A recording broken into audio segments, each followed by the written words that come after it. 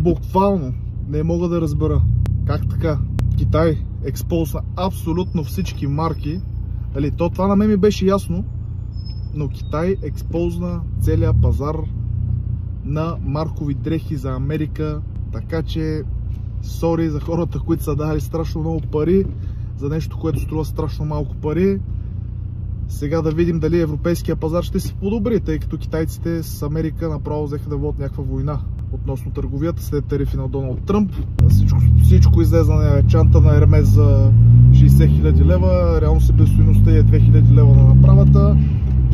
И Китай пуснаха наляво надясно всичките им саплайери, откъде можеш да си поръчаш и си поръчваш оригиналната стока без 40 000% наценка или нещо подобно. Да видим как това нещо ще се отрази на европейския пазар.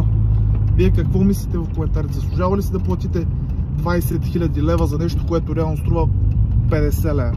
Споделете мнение в коментарите.